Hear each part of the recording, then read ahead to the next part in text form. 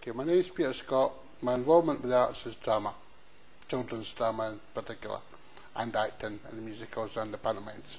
I don't know if I've had any major achievements this year because they've all sort of happened before this year, like major achievements. I've been here for about 8 years, so I would say major achievements, putting on my own directing my own shows, writing my own shows, with the help of the Festival Society. Obviously you don't do it by yourself, there's always a team of people, but I think that's my major achievement. But it's not been this year. This year has been sort of, I set up a children's theatre group for 5 to 16-year-olds, which ran for about a year and a month, 30 months, and then it got disbanded because some of the kids just couldn't behave, couldn't adhere to the rules. So we stopped it, and then this month the new coordinator of the Arts Centre is going to start up a new drama group, which I'm going to help her with. I set up the children's theatre group initially because I felt some of the kids were getting sort of neglected in a lot of the shows and the musicals and the pantomimes that we'd done. There was a lot of talented kids out there, and I felt they weren't getting the chance that they deserved, i.e. all the big parts went to myself or other people who had been around for a while, people who they knew they could rely on, but they weren't wanting to give the kids a chance, basically. So that's why I started it up, and now some of the kids won't even join the pantomime or the musical because they know they didn't get that chance. Although they get it in the children's theatre group, they'll not get it like in the musical or the pantomime. But what has happened is, like, they have gained in confidence and in their acting ability. Like, take away Yvonne Somerville. She started off in the musical. She was just a small part, but she was in our play as well.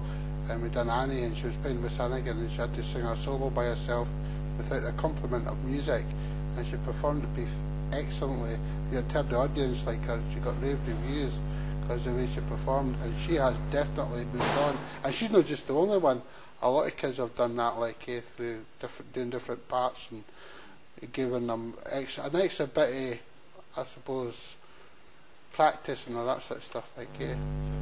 Well, last year we were funded by the CDP. We got £1,000 to put on Annie. The whole production was £1,000.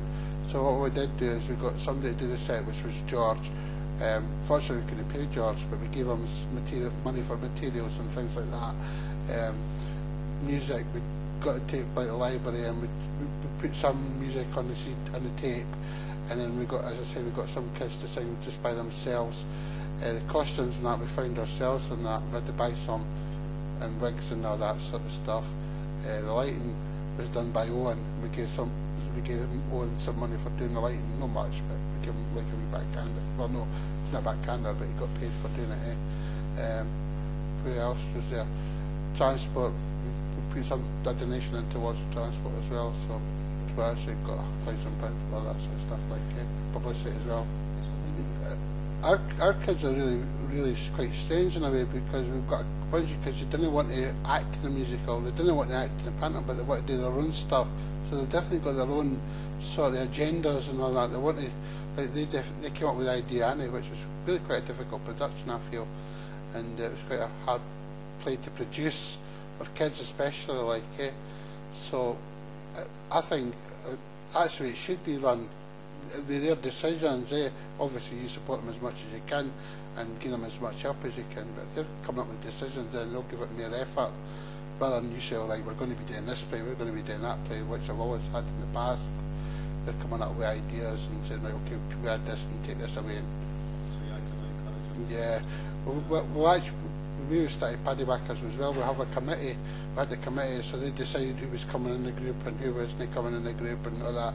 Although I would oversee that, so that there wasn't any sort of petty jealousy. I didn't want them in because I didn't like them or anything. There was no that would be a reason. There'd have to be like a maybe bad behaviour or something like that. That would be a legitimate excuse, but not because I didn't like them or anything like that. They should be able to work with everybody.